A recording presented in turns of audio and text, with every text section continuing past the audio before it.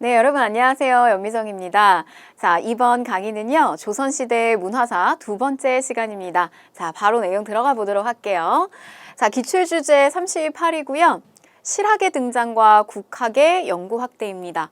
자, 우리가 앞에서요, 이 성리학과 관련된 내용을 배웠어요. 그런데 이 성리학이 지나치게 주자 중심의 어떤 내용들을 너무 절대화시키고 교조화시키다 보니까 여기에 대한 어떤 상대적인 이론으로서 윤휴, 박세당의 어떤 새로운 어떤 독자적인 해석이 있었고요. 그 다음에 이 양명학이라고 하는 또 새로운 어떤 사상이 등장을 하게 됐어요. 그러나 사실은 이 주도적인 성리학에 대응해서 나왔던 이런 새로운 사상들이 어떤 주도권을 가지면서 발전시키지 못하고요.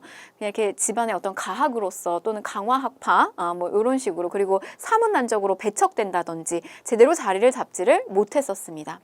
자, 그래서 우리가 이 양명학까지 배웠었는데요. 자, 다시 한번 또 이 성리학에 대응하는 실학이라고 하는 것이 등장을 하게 됩니다. 자, 이 실학은 성리학이 너무 탁상공론, 그러니까 책상 위에 그냥 학문이다 이거예요. 공자왈, 맹자왈 이런 것들이 너무 실제로 백성들의 도움에는 필요한 것이 아니라는 거예요. 뭐 그런 대응으로 사실은 양명학이라고 하는 게 나왔지만 사실 양명학도 성리학에 좀 대응해서 나오긴 했지만 그 구체성이 떨어져요. 내용을 보니까 치양지라고 이야기를 하는데 사실 이제 치양지가 정확하게 뭔지 이게 백성들이 땅을 일구고 밥 먹고 사는데 무슨 도움이 되는지 잘 알 수가 없어요. 그래서 실제 정말 농민들한테 그리고 정말 상인이나 수공업자들한테 필요한 그러한 학문이 존재해야 된다. 그런 차원에서 나온 것이 바로 실학입니다. 자, 이 실학은요, 두 가지 개념으로 나눠서 살펴볼 수가 있어요.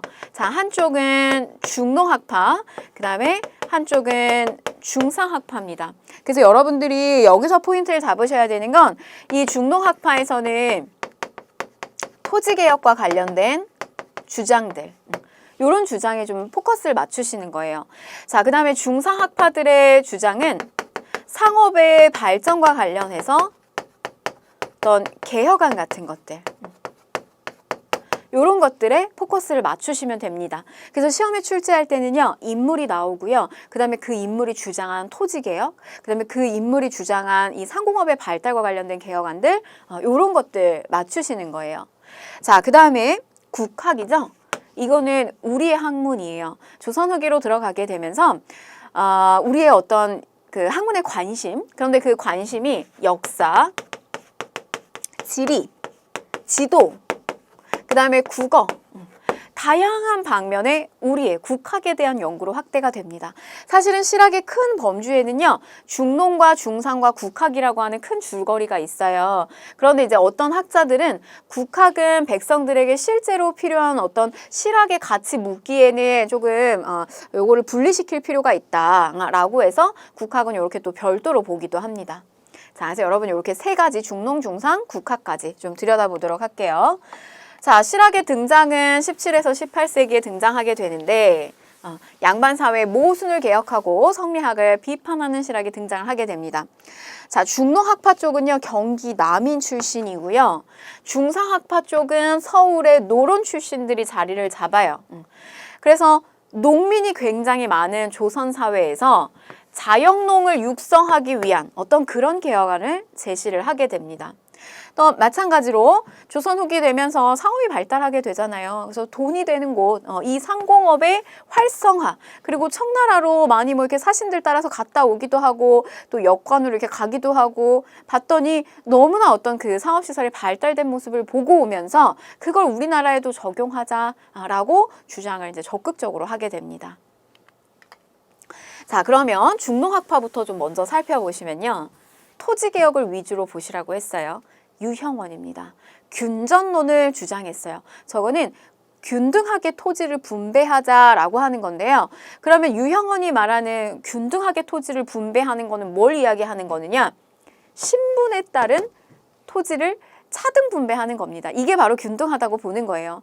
그래서 양반이면 일반 상민보다는 조금 더 같고요. 그 다음에 이거를 이제 우리가 이제 사농, 공상으로 비교해서 나눠서 살펴봤을 때 신분에 맞게끔 차등으로 분배해서 주는 거, 이게 바로 이제 균전론이라고 주장을 하는 겁니다.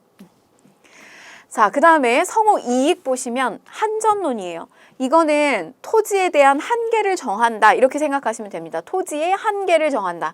자, 그런데 한전론을 그림으로 우리가 살펴보게 되면요.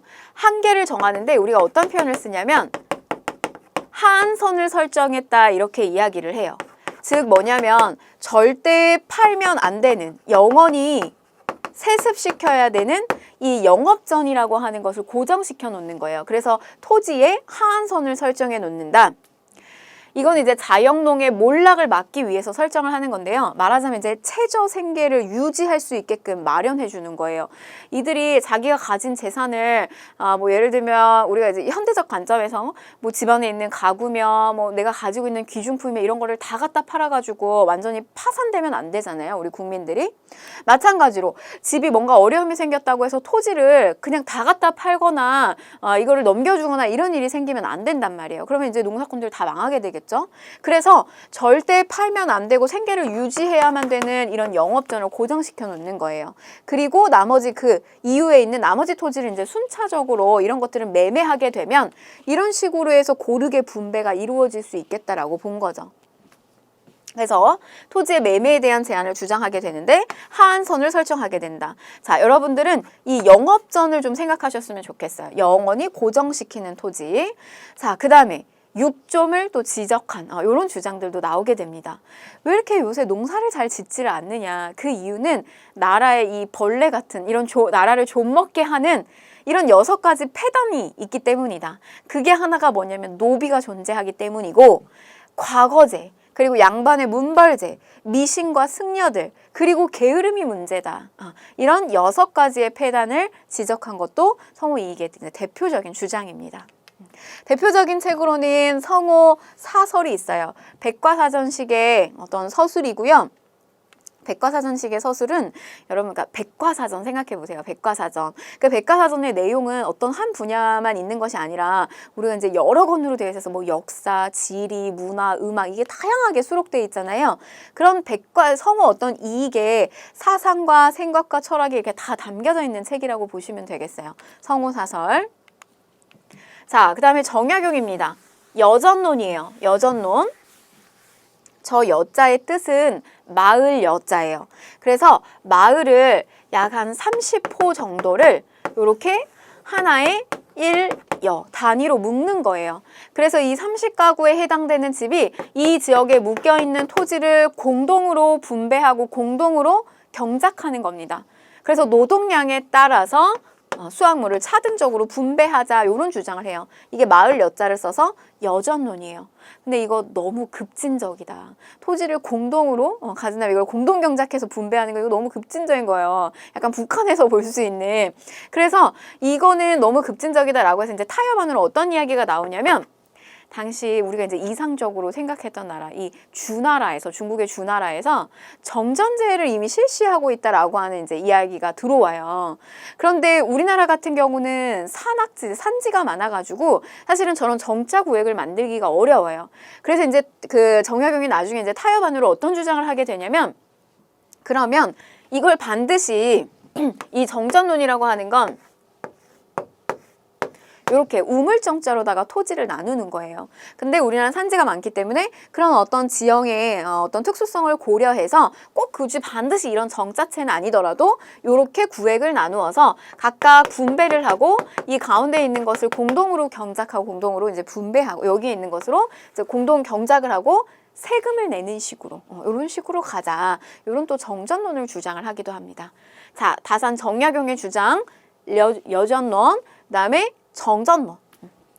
자, 그 다음에 여러분 그 다산 정약용의 별명이 하나 있어요. 그 별명이 뭐냐면 꽃기호예요. 여기저기 꽃긴다라고 해서. 그러니까 이 말은 그만큼 정약용이 남긴 어떤 문화유산 업적이 굉장히 많습니다. 어떤 이야기가 있냐면 정약용과 그러니까 정약용의 일대기를 위인전을 하나 읽고 나면 조선 후기의 전반기의 상황을 다 파악할 수 있을 정도다. 이런 이야기가 있어요. 그러니까 그 정도로 굉장히 많은 업적을 남겼는데 토지제도, 그다음에 또 하나 거중기. 요거는 기기 도서를 참고해서 거중기를 제작하는데 특히 이제 수원화성을 건축하는 데 있어서 노동력과 시간을 굉장히 절감시킬 수 있었죠. 자, 그다음에 기회론. 뭐 정약용의 굉장히 유명한 주장인데요. 기술이 중요하다는 기회론. 이 동물이랑 어떤 그 인간의 어떤 능력을 비교하는 식으로다가 이렇게 쭉 서술이 돼요. 근데 동물이 가지고 있는 어떤 굉장히 큰 장점은 날카로운 뭐 발톱, 그다음에 이빨 이런 것들이 자신들의 무기가 될 수 있다. 그런데 인간이 가지고 있는 그러면 가장 큰 무기는 뭐냐? 그거는 바로 기술력이라는 거예요. 그래서 인간은 이 기술이라고 하는 것을 쓸 수 있기 때문에 여러 가지 어떤 그런 문물들을 만들어내서 조금 더 생활을 이롭게 할 수 있다라고 하는 겁니다. 바로 이제 그런 차원에서 배다리 같은 것들. 그래서 이 수원화성을 계속해서 이제 많이 왔다 갔다 하게 되잖아요. 근데 이 정약용이 한강 다리를 건너야 되는데 당시에는 다리가 제대로 조성이 안 돼 있었어요. 그래서 이렇게 배를 연결시켜 가지고 이렇게 배다리를 만드는 요런 어떤 기술력을 또 발휘하는 모습도 보여지고요. 그다음에 거중기. 이런 것들이 다 기회론의 주장이 바탕이 된다라고 생각을 하시면 되겠습니다. 자, 주요 저술로는요, 굉장히 많습니다. 목민심서예요. 여러분, 우리가 이렇게 가축을 이렇게 다스린다, 가축을 이렇게 키운다라고 할 때 우리가 뭐라고 얘기하냐면 목축한다 이래요. 이거는 뭐냐면 백성을 다스리는 거예요. 목민은. 그래서 백성을 지방의 어떤 지방관이 백성을 다스리는 지침서예요. 그것을 마음에다가 새겨라. 이게 목민심서입니다. 자, 그다음에 이제 경세유표 같은 거는 국가의 뭐 중앙의 어떤 제도, 정치 개혁 방향 같은 것들 내용 담고 있고요. 그다음에 흠음심서는 이런 형벌과 관련된 내용들, 재판과 관련된 내용들, 그런 내용들이 담겨져 있어요. 자, 요거 하나만 더 갈게요. 마과해통. 요거는 의학서입니다. 의학서. 요것도 역시 정약용의 저서라는 거. 그래서 뭐 정치면 정치, 그다음에 형옥이면 형옥, 그다음에 뭐 의학이면 의학. 요거는 이제 천연두 예방과 관련된 내용이에요. 이런 것들. 그리고 또 과학 기술이면 기술, 그다음에 토지제도면 토지제도 이런 모든 거를 다 이렇게 주장을 하고 그다음에 여러 가지 개혁안들을 제시했던 인물이 정약용이라는 거. 자, 그다음에 유수원. 우서에서 자, 우리가 이제 이 파트는 중상학파로 넘어가게 됩니다. 상업을 키우는 거고요. 대표적 인물이 유수원이 있어요. 그런데 우리가 여러분 이 성리학이 들어온 이 조선 사회는요. 농업을 키우는 것을 굉장히 강조했어요. 그래서 우리가 조선 초에 중농 억상 이런 방향성이 있었단 말이에요. 농업을 키우고 상업은 누르는 거. 근데 왜 저런 방향성이 있냐면 이 성리학자들의 입장에서는 돈을 벌고 경제 활동을 하는 게 열심히 노동력을 통해서 땀을 흘리면서 이렇게 농사를 짓는 게 바람직하다고 봤어요. 상업은 여러분 사실 이런 분필 하나를 내가 300원에 떼어와서 상대한테 이거 굉장히 이 분필의 질이 좋고 그 다음에 뭐 뒤에 이렇게 지우개도 달려있고 너무나 좋은 거야 라고 하면서 사실은 막 굉장히 뭐 여러 가지 아주 그 현란한 말솜씨를 통해서 이거를 300원에 내가 떼온 거를 뭐 1000원까지 올려가지고 이렇게 판매를 하는 거잖아요. 이런 상업활동 자체가. 이런 것들이 사실은 바람직하다고 별로 좋은 모습이라고 보지 않았던 거죠. 상대를 그냥 교란시켜서 뭔가 이익을 뜯어내는 이런 게 상업이라고 본 거예요. 그래서 굉장히 이제 이 농업을 키우는 기조가 방향성이 계속 유지가 됐는데 조선 후기가 되면서 좀 달라집니다. 유수원이라고 하는 인물은 어떤 주장을 하게 되냐면요. 이 산농공상, 선비, 그 다음에 농민, 그 다음에 나머지 이제 수공업자들, 상인들, 이런 사람들이 이게 말하자면 가장 이제 우선시되는 순서로 이렇게 표현된다라고 봤을 때 이들에 대한 분류는 누가 더 이렇게 존귀하고 어떤 직업이 더 좋고가 아니라 그냥 누구나 다 자기가 가지고 있는 직업일 뿐이라는 거예요. 평등한 직업. 그리고 다 자기가 가지고 전문성을 가지고 있는 것이 그냥 이렇게 분화된 것 뿐이다. 여기에 차별이 어디가 있느냐. 뭐 이런 주장을 하게 됩니다. 직업적 평등과 전문화. 자, 그 다음에 바로 이제 저런 바탕들이 결국 이제 상업이 활발하게 만들어지는 데에도 또 많은 영향을 끼쳤겠죠. 자, 그 다음에 담원 홍대용. 의산문답에서요. 이 의산문답에서 여기에서는 이제 허자와 시롱이라고 하는 가상의 두 인물이 등장을 해요. 그러면서 둘이 이제 서로 주고받는 내용이 결국 핵심 내용은 뭐냐면 지전설, 지구가 돈다. 그 다음에 무한 우주론을 주장을 하게 되면서 그동안에 우리가 가지고 있었던 중국 중심의 세계관을 탈피해요. 세상의 중심은 어디라고 봤냐면 중국이라고 봤어요. 그래서 이제 어떤 기록이 남겨져 있냐면 위에 하늘은 둥근데 땅은 네모지다. 이렇게 이야기를 했어요.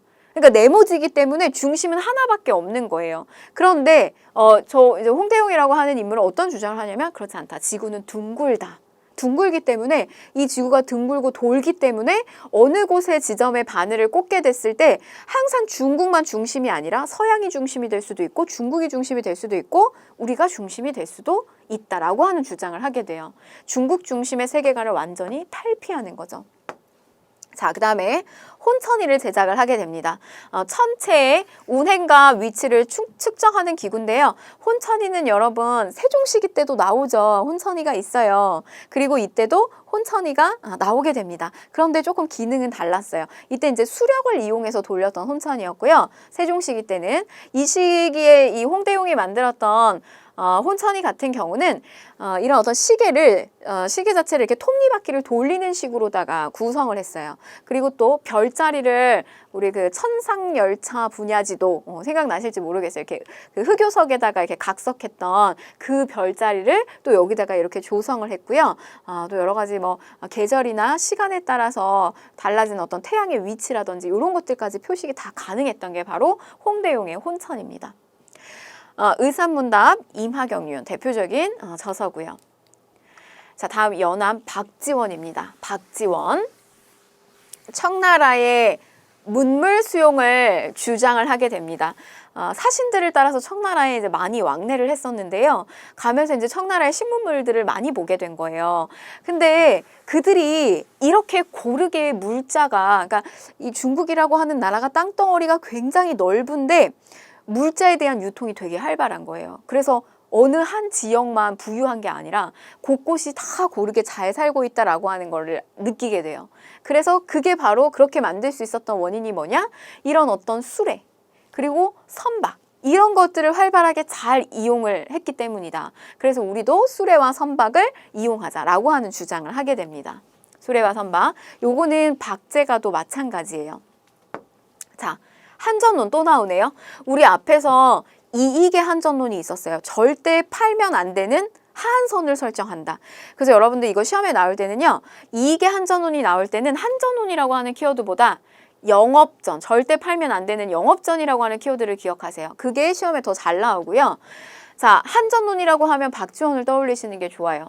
그런데 이 박지원은 토지 소유의 하한선이 아니라 상한선을 설정을 하는 주장을 하게 됩니다. 즉 이거는 뭐냐면 내가 더 가지면 안 되는 거예요. 아까 이익 같은 경우는 팔면 안 되는 토지였다면 이 연암 박지원의 한전론은 내가 이 정도까지밖에 가질 수 없는 어떤 상한선을 설정을 한 겁니다. 너무 지나치게 뭐 지주가 농사꾼이 너무 많은 토지를 소수가 집중하면 안 된다. 이제 이런 주장을 하는 거죠. 그래서 나머지를 이제 분배하자 뭐 이런 식의 주장을 하는 거고요. 대표적인 저서로는 열하일기, 연행사를 따라서 당시 이 연행사다라고 하는 건 이제 이 청나라에 다녀오는 사신들을 이야기를 합니다. 그래서 우리가 보시면 우리 명나라 같은 경우는요, 여러분 요거는 좀 하나 알려드리면 시험에 아주 포인트는 아니지만 이 조천사라고 하는 편을 썼어요. 우리가 이제 중국을 사대한다라고 했을 때 명나라를 모실 때는 이때 가는 사신들은 하늘 천자를 붙여서 조천사라고 했어요. 사신들을. 근데 이때는 그냥 지역명을 붙여요. 이런 표현 쓰지 않고 청나라로 바뀌었을 때. 그래서 이때는 뭐냐면 연경, 북경에 가는 어떤 사신들을 이야기를 하는 겁니다.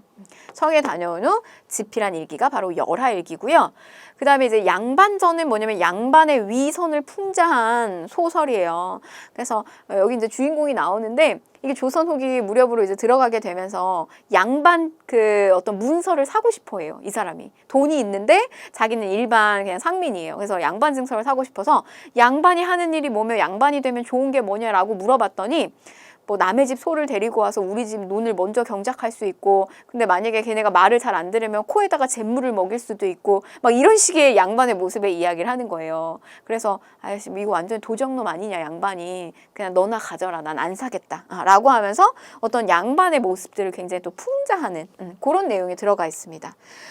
허생전 같은 경우는 조선 후기의 경제 상황을 보여주고 있어요. 이렇게 뭐 어떤 그 경제적으로 완전히 이제 몰락한 양반이죠. 허생 나오게 되는데, 이렇게 독점하는 거, 물건을 이렇게 독점해가지고 이익을 크게 늘리는 어떤 그런 조선 후기의 매점매석하는 뭐 이런 어떤 모습들, 그런 내용이 담겨 있는 소설입니다. 자, 초정 박제가 생산과 소비의 관계를 우물물에 비유했어요. 우물에 비유했다.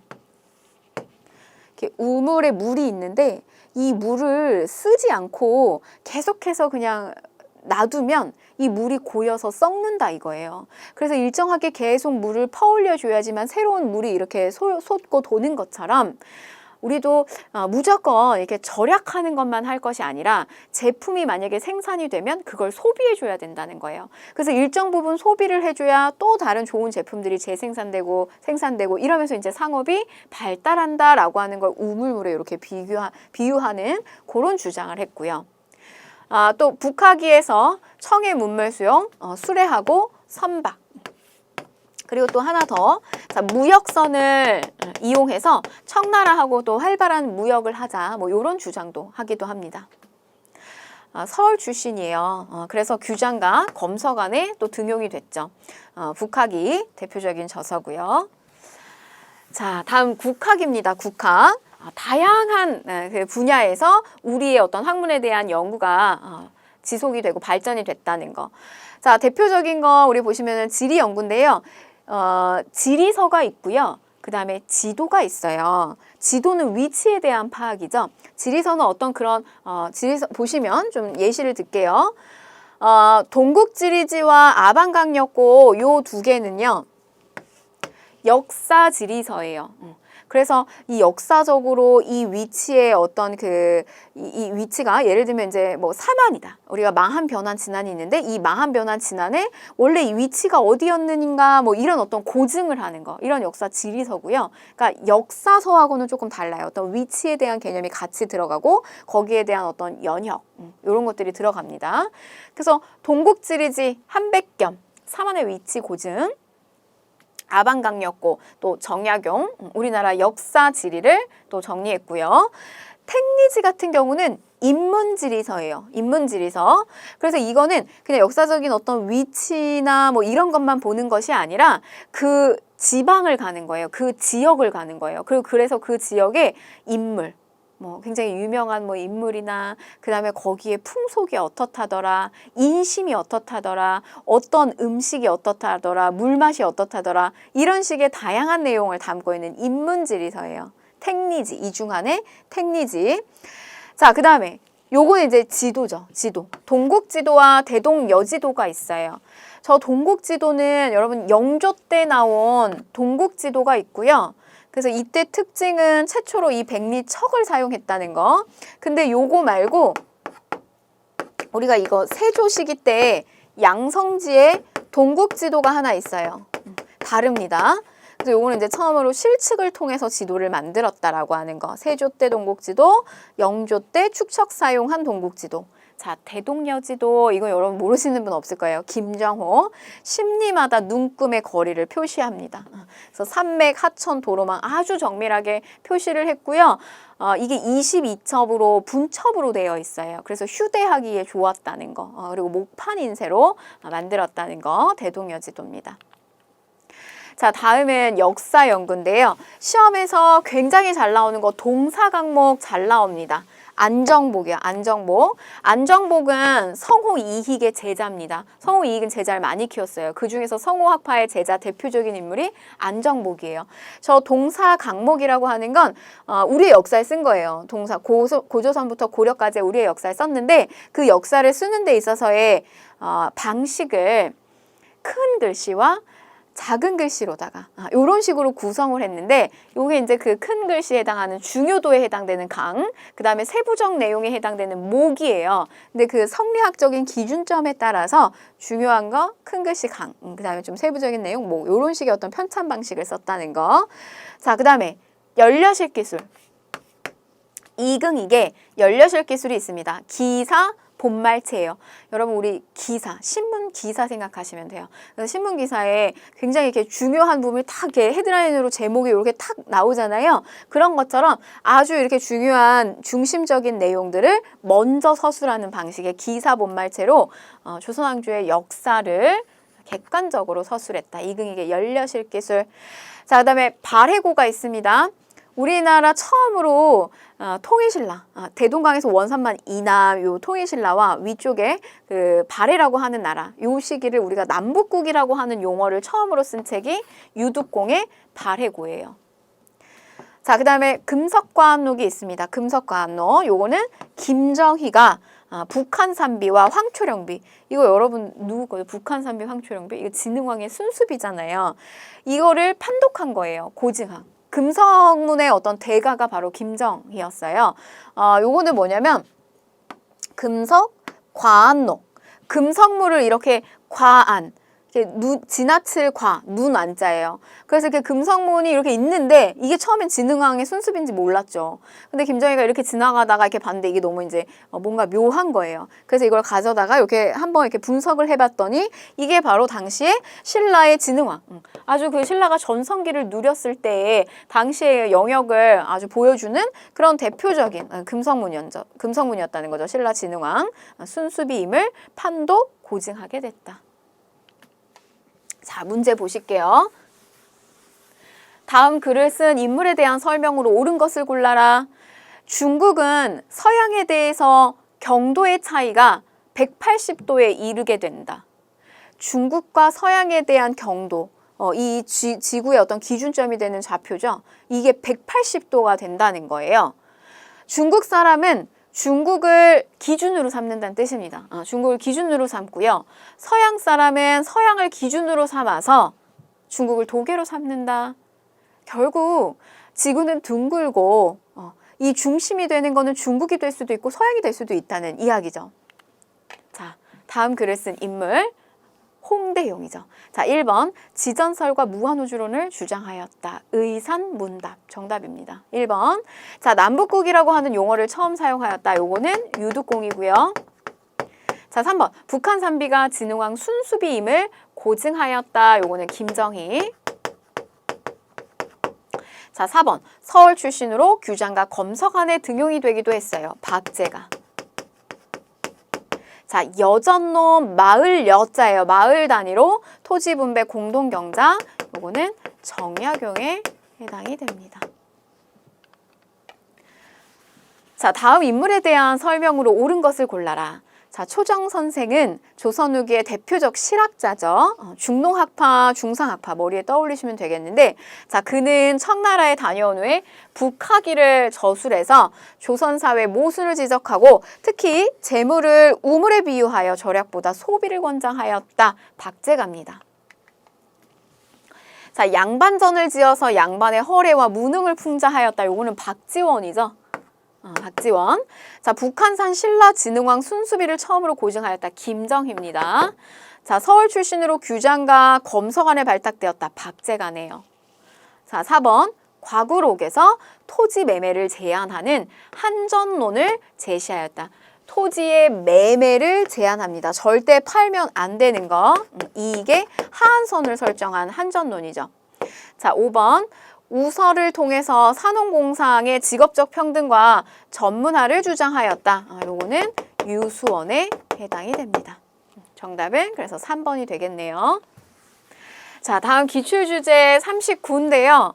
조선 후기 문화의 새로운 경향이에요. 어떤 새로운 모습이 보여졌을까? 자, 여러분 여기서 보셔야 되는 것은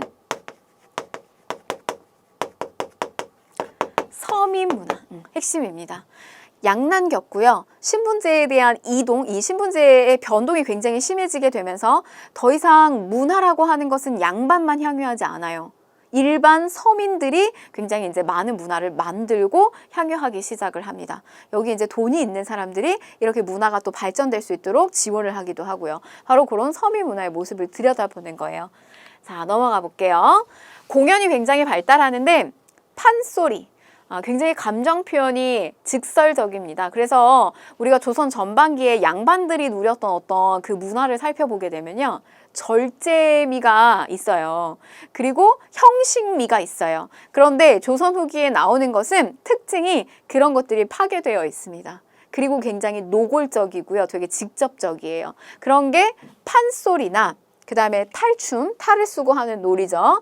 또 산대놀이, 가면놀이예요. 산대라고 하는 무대를 만들어가지고 꾸려가지고 여기서 이제 가면극을 하게 되는데 저런 무대 같은 걸 꾸릴 때 돈이 있는 이제 상이나 중간층이 또 많이 지원을 해준 겁니다. 자, 한글 소설. 일반 이제 서민들도 글을 읽을 줄 아는 사람들 사이에서 이런 한글 소설들 많이 유행을 하게 되는데 내용은 역시 당연히 이제 이 상류층에서는 한자로 된 이 한자 소설 많이 봤을 거 아니에요. 근데 이제 밑에 있는 사람들은 한글 소설 많이 읽었단 말이죠. 그럼 그 내용이 뭐다? 막 양반을 또 추앙하는 내용? 이런 건 인기가 없겠죠. 그 내용 보시면 설에 대한 차별을 비판하는 거. 홍길동전이에요. 이게 최초의 우리 한글 소설입니다. 허균의 한글 소설. 그 다음에 춘향전, 신분차별. 그리고 뭐 심청이 이야기, 별주부전 이런 내용들이 대표적인 한글 소설로서 많이 보여지고요. 사설시조, 우리가 이런 말 쓰죠. 너 왜 이렇게 사설이 기니? 너 왜 이렇게 말이 많니? 이런 이야기 쓴단 말이에요. 뭐냐면 이렇게 뭐 이렇게 5원시체, 7원시체 이렇게 어떤 그 형식이라든지 균형이라든지 이런 걸 딱 갖춘 글이 아니라요. 계속 이렇게 감정이 줄줄줄줄줄줄줄 이렇게 길게 끌어져서 나오는 거예요. 서민들이 썼던. 그래서 남녀 간의 사랑이나 현실에 대한 비판 등 서민의 감정을 솔직하게 표현하는 사설시조. 그러면 요거 사설시조 나오면은 전기다, 후기다? 여러분 후기입니다, 후기. 자, 중인들 시사와 같은 문예 활동 많이 했다. 그죠? 중인들은 통청운동 하면서 청유지까지 진출하려고 하는 운동을 벌였지만 결국에는 실패했잖아요. 시사, 문예 활동. 그리고 또 저렇게 소설을 아주 맛깔나게 재밌게 읽어주는 전기수와 같은 이렇게 보수받는 이런 사람들. 어떤 이런 놀이가 많이 성행을 하고 했다는 거죠. 자, 그 다음에 과학기술입니다. 우리가 중상학파의 내용을 보면서 이미 좀 봤던 것들이에요. 김성문이라고 하는 인물에 의해서 우리나라 최초로 지전설이 주장이 되고요. 이게 결국에는 홍대용한테 영향을 끼친 거예요. 그래서 혼천이, 지전설, 우주, 무한론 같은 것들을 의산문답에 담게 됩니다. 의산문답. 자, 그 다음에 역법인데요. 김육, 요게 이제 시기는 효종 무렵이에요. 이 효종 무렵에 김육 등의 노력으로 서양의 어떤 역법을 들여오게 됩니다. 시현역을 도입하게 되고요. 그래서 우리는 그 전에 우리 보면 뭐 당나라의 선면역, 그다음에 뭐 명나라의 대통령, 또 여기에 원나라의 우리가 수시력. 이런 역법들을 가지고 왔어요. 그리고 또 우리 한양을 기준점으로 만든 역법이 있었어요. 그래서 조선 세종 시기 때 칠정산이라고 하는 역법이 또 나오게 되고요. 또 후반에 가서는 또 서양의 역법, 이런 시현역 같은 것들을 도입하게 됩니다. 자, 세계관이 중국 중심에서 탈피를 하게 되죠. 그래서 이 시점에서 나온 이 세계지도, 고려만국전도가 전래가 되는데 이 고려만국전도를 한번 보시면요. 세계관이 굉장히 이제 중국 중심에서 탈피한 모습을 보여요. 우리 그 전에 어떤 지도를 봤었냐면 혼일강리 역대국도 지도를 봤어요. 태종 시기 때. 그때 보여진 세계지도의 모습은 중국이 엄청나게 컸어요. 그리고 그 옆에 있는 우리나라도 굉장히 크게 그려집니다. 그런데 지금 보게 되면 이제 어떤 그런 모습은 사라지게 되고요. 굉장히 어떤 세계관에 대한 모습이 균형 있게 이렇게 관찰이 되는 모습을 이 지도를 통해서 알 수 있게 됩니다. 고려 만국전도예요. 자, 의학이고요. 동의보감이 있습니다. 저건 이제 유네스코 기록문화유산에도 등재가 되어 있는데요. 동의보감은 허준에 의해서 만들어졌고 임진왜란 끝나고 난 다음에 나온 의학백과사전입니다. 한의학을 집대성한 거고요. 광해 시기죠. 그 다음에 이재마의 동의수세보원이라고 하는 의학서가 있는데요. 사람을 이 체질에 따라서 이 체질을 구분하는 사상의학이에요. 그래서 태양인, 태음인, 소음인 이런 식의 어떤 체질에 따른 내용이 담겨져 있는 것이 동의수세모원.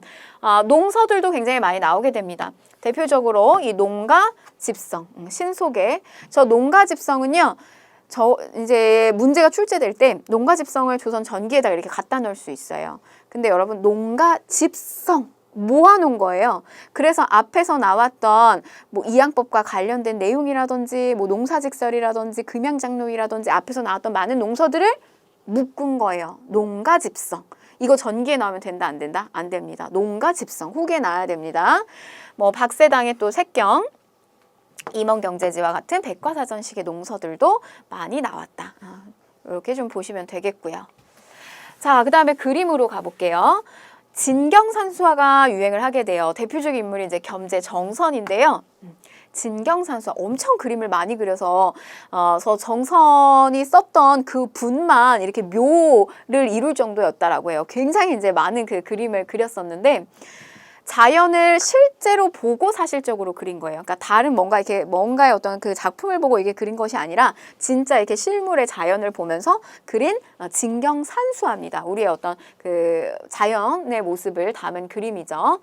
대표적으로 이제 인황제색도가 있고요. 또 금강전도가 있습니다. 자, 다음은 풍속화예요. 서민들의 생활 모습을 아주 그 생동감 넘치게 그림을 그렸는데 대표적으로 김홍도가 있고요. 씨름이죠, 씨름. 실제 이제 그림을 보시게 되면 아주 여기에 그려져 있는 사람들을 그냥 대충 이렇게 복사해서 붙여넣듯이 그린 게 아니라 사람들의 모습의 표정과 어떤 행동 거지가 다 하나씩 달라요. 굉장히 이렇게 리얼하게 그렸고 그 다음에 또 우리가 이런 어떤 미술사를 공부하시는 또 선생님들의 이야기를 들어보면 김홍도라고 하는 인물이 좀 굉장히 이렇게 장난기가 많았을 것이다. 이렇게도 또 추측을 하고 있어요. 그 이유는 뭐냐면 김홍도가 그려진 그림들을 보게 되면 뭔가 이렇게 오게티 같은 것을 의도적으로 만든 게 있어요. 그래서 보시면 이 인물 같은 경우는 여기 바깥에 있는 이 인물 같은 경우는 여기서 이제 씨름을 하는 선수들이 이쪽으로 이렇게 떨어질 것 같으니까 이 인물이 여기 이렇게 손을 이쪽으로 탁 이렇게 짚고 있거든요. 근데 손을 이렇게 짚고 있으면 이 엄지손가락이 바깥으로 빠져야 되는데 이게 손가락이 반대로 그려져 있어요. 그래서 이걸 김홍도가 모르지 않았을 텐데 좀 일부러 의도적으로 그림을 이런 식으로 재밌게 좀 구성을 하는 이런 것들이 그림 곳곳에 보인다라고 합니다. 자, 그다음에 또 무동이에요. 어린 아이의 춤추는 모습. 굉장히 이런 것도 아주 생동감 있게 옷이 이렇게 날리는 모습을 아주 자연스럽고 이렇게 아주 이렇게 힘있게 또 그려놓은 그림이 무동이고요. 당시에 이제 쌍벽을 잃었던 또 화가 신윤복이 있습니다. 풍속화가 신윤복이 있는데요. 신윤복은 여성의 그림을 그렇게 잘 그려가지고 우리가 저 신윤복이라고 하는 인물이 여성이 아닐까, 화가가 여성이 아닐까, 막 이런 추측으로 옛날에 그 모 드라마에서 신윤복을 다룬 드라마가 나왔었는데 그 주인공을 문근영을 썼어요. 신윤복을. 그래서 약간 이렇게 어떻게 이렇게 남자가 이렇게 여성의 그림을 잘 그릴 수 있을까? 뭐 대표적으로 이제 미인도라든지 그다음에 단오풍정은 이렇게 단오날 여인들이 머리를 이렇게 감는 거, 그네 타는 거 이런 그림이고요. 그다음에 월하정이는 이렇게 달빛이 비추고 있는 아래에 이렇게 정분을 나누고 있는 이런 남녀의 모습들 이런 것들도 다 신윤복의 그림이죠. 자, 그 다음에 김득신이라고 하는 인물이 있어요. 사실 여러분들이 살짝 헷갈리실 수도 있는데 그림의 어떤 모습이나 어떤 그런 생동감이 김홍도의 그림하고 굉장히 많이 닮아 있어요. 이 그림은 대표적으로 풍속화가였던 김득신의 그림입니다. 김홍도의 영향을 실제로 많이 받기도 했고요. 자, 그 다음에 민화가 있어요. 우리 앞에서 보신 그림들은 전부 전문 화가들이 그린 그림이에요. 당대에. 그런데 저 민화라고 하는 것은 작가가 누군지 몰라요. 그런데 그림 솜씨가 있는 일반 서민들이 그렸던 그림이에요. 근데 그림의 모습을 보게 되면 주로 뭐 까치 그림이라든지 그 다음에 호랑이 그림이라든지 뭐 이런 그림이 많이 그려져요. 이렇게 좀 소박하고 좀 익살스러운 거. 호랑이라고 해서 막 무섭게 그려지는 게 아니라 까치가 호랑이 어깨에 이렇게 올라와 있고 이빨을 드러내는데 귀엽게 웃고 있는 모습 막 이런 것들을 많이 그려졌어요. 이게 이제 민화입니다. 민화. 자, 그 다음에 좀 독특한 건 또 있어요. 새로운 어떤 서양화 기법이 담겨진 원근법이라든지 음영법이라든지 이런 것들을 담고 있는 영통동 구동, 강세황의 작품이고요. 강세황은 김홍도의 스승이기도 해요. 이런 어떤 새로운 서양화법이 들어가 있는 그림 같은 것들이 나오기도 했다. 자, 그 다음에 세한도입니다. 세한도. 자, 김정희는요, 제가 앞에서 설명드렸던 것처럼 금석관노, 그 금석문의 대가이기도 했고요. 그래서 굉장히 글씨도 굉장히 잘 썼고요. 글도 잘 썼고요. 그래서 이 김정희가 이렇게 청나라에 가면 저분을 만나기 위해서 막 학자들이 줄을 설 정도였다라고 해요. 그런데 저 집안이 정치적인 상황에 연루가 돼가지고 김정희가 유배를 가게 돼요. 근데 이제 유배지에서 그 전에 자기가 잘 나갈 때는 맨날 이렇게 막 자기 한번 보겠다고 쫓아다니던 사람들이 많았는데 유배지 떠나니까 아무도 자기 보러 오는 사람이 없어요. 근데 그때 당시에 제자였던 이상적이라고 하는 제자가 있거든요. 근데 그 제자가 김정희가 쓸쓸할까봐, 스승이 쓸쓸할까봐 매일 이렇게 청나라로부터 들어오는 새로운 어떤 신서적이랄지 이런 것들을 매번 그 유배지에다 가져다 주는 거예요. 근데 김정희는 그게 너무 이제 사실 고맙죠. 감동이고. 근데 자기가 해줄 수 있는 게 아무것도 없어요. 그래서 어떤 둘 사이의 우정을 이렇게 그림으로 표현한 것이 세한도예요. 세한도의 뜻은 찰한이죠. 굉장히 이렇게 추운 날 비로소 다른 건 지금 다 이렇게 뭐가 없어요. 주변에 뭐가 없죠. 아주 이제 추운 겨울날 소나무 하나가 이렇게 푸르르게 그려져 있는 그림이에요. 내가 비로소 이렇게 추운 겨울에 진정한 정말 나를 알아주는 그리고 나랑 깊은 우정을 나눌 수 있는 사람이 누군지를 알게 됐다. 이렇게 추운 날 소나무가 푸르르다라고 하는 그 가치를 알게 됐다라고 하는 그림이에요. 세한도입니다. 어떤 이제 서로 간의 어떤 우정을 상징하는 그림이기도 하죠. 자, 그 다음에 문학과 공예 보시는데 한문학, 양반층을 중심으로 해서 또 부조리한 현실들 담고 있는 건데요. 이 박지원의 양반전과 허생전은 여러분 요거는 한문소설이에요. 요거는 한문소설이라는 거. 우리 아까 허균의 홍길동전 같은 경우 요런 것들은 한글 소설이에요. 그러나 요거는 한문소설이라는 거. 자, 그 다음에 청화백자. 자기인데 백자 위에 청색 안료로 무늬를 넣었다. 청화백자 바로 이런 겁니다. 자기에 대한 어떤 우리 변화 보시면 고려 말에서 조선 전기가 되면요.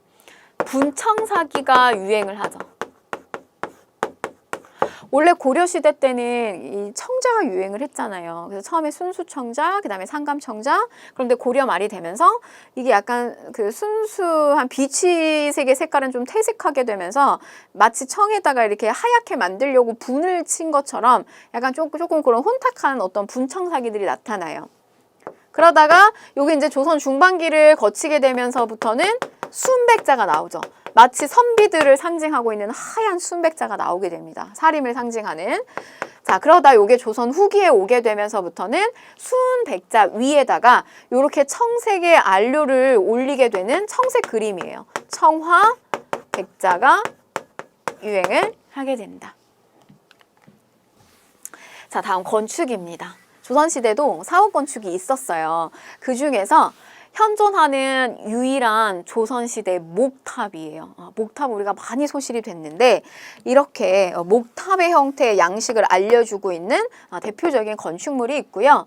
나머지 김제, 금산사, 미륵전, 화엄사, 각항전 보시면 조선 후기에 나오는 이런 건축물이 사이즈가 굉장히 크다는 거. 그래서 아주 조선 후기에 농업, 상업, 무역 이런 식으로 어떤 경제적인 부를 누리고 있는 어떤 그런 사회 구조를 잘 또 반영하고 있는 화려한 건축물들이에요. 자, 그 다음에 이제 수원화성이 있습니다. 수원화성 정조 때죠. 여러 번 정조의 업적, 정약용의 거중기 관련하여서도 계속 이야기를 드렸는데 유네스코 문화유산에 등재가 되어 있어요. 그런데 여러분 경복궁이 유네스코 문화유산에 등재가 되지 않았단 말이죠. 그거는 이게 이제 여러 가지 전쟁통에 소실을 많이 당하게 되면서 당시에 건축 기법이라든지 재료라든지 이런 게 너무 많이 소실됐기 때문이거든요. 근데 이 수원화성도 사실은 그런 어떤 피해를 많이 받았던 건축물 중에 하나예요. 근데 어떻게 얘는 이 유네스코 문화유산에 등재가 됐을까요? 바로 그 수원화성을 만드는데 기록을 남겼던 의궤가 남아 있었기 때문이에요. 그래서 그 의궤가 너무나 정말 당시에 이 수원화성을 만드는 데 있어서 재료는 어떤 걸 썼으며 어떤 건축 기법이 들어갔으며 당시에 동원됐던 노동력은 얼마나 됐으며 이런 것들이 너무 상세하게 남겨져 있는 거예요.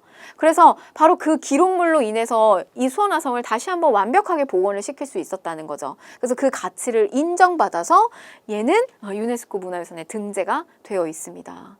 수원화성은 정조의 완전 상징물이죠. 아버지에 대한 효심에서부터 비롯되잖아요. 아버지의 그 묘를 풍수지리에 굉장히 좋다라고 하는 이 화성이 건축된 저 화성 일대에 묘를 옮기게 됩니다. 그러면서 이 수원화성은 그냥 방어시설로만 이렇게 한 것이 아니라 여기에 이제 많은 주민들이 상업시설을 만들면서 경제활동을 할 수 있게끔 만들게 되고요. 나중에 이제 해경궁 홍씨의 회가변도 여기에서 치르게 됩니다. 그런 아주 굉장히 이제 상징적인 곳이 수원화성이라는 거. 자, 문제 풀어볼게요. 다음 글이 작성된 당시의 문화에 대한 설명으로 옳은 것을 골라라. 자, 관상대 위에 진열된 여러 기구들은 천문을 관측하는 혼천이와 비슷해 보였다. 쭉 내려오면 언젠가 홍대용과 함께 정철주의 집에 찾아갔는데 두 사람은 황도와 적도, 남극과 북극을 화제로 대화로 나누었다. 이게 우리의 어떤 그 지구에 대한 세계관에 대한 어떤 인식이 여기에 들어가 있는 거잖아요. 그래서 그 전에 땅은 평평하고 우리가 그냥 네모지다라고 하는 인식을 바꿔서 이 지구라고 하는 것이 둥글며 세상의 중심은 중국만 있는 것이 아니다라고 하는 이야기를 지금 심오하게 하고 있어요. 자, 조선 후기 안견이 목류도원도를 그렸다. 이거 안평대운의 꿈 내용이었잖아요. 조선 전기죠. 김시습의 금오신화, 요것도 조선 전기에 해당이 됩니다. 성현의 악학개범 음악이죠. 음악백과사전식의 책, 요거는 성종시기 한글 소설과 사설이 길다. 사설시조. 이거 나오는 거 조선 후기입니다. 자, 5번 서예에 있어서요. 조맹부에 송설체가 도입되었다라고 했는데 이것도 조선 전반기에서 고려 후반기로 들어가요. 여러분 이 조맹부라고 하는 인물은 어디에 나오는 인물이냐면 여러분 충선왕 기억해보세요. 충선왕. 충렬왕하고 이 제국대전 공주 사이에서 나온 황금시족이었잖아요. 충선왕. 이 충선왕이 영경에다가 만권당을 설치해요. 근데 그 만권당을 설치할 때 원나라에 이제 학자들이 많이 연구를 하고 막 이랬었는데 그때 대표적 인물이 조맹부였어요. 그래서 우리 쪽에서는 저렇게 굉장히 아주 특출난 학자들하고 대적하기 위해서 우린 누굴 보내죠? 이재현을 보내잖아요. 그래서 당시에 이 조맹부라고 하는 인물이 썼던 자신의 서재 이름이 송설제였어요. 그래서 이 조맹부의 서체를 우리는 송설체 또는 조맹부체 이렇게 부릅니다. 그러면 여러분 만권당 떠올리시면서 저 체가 언제 나왔다?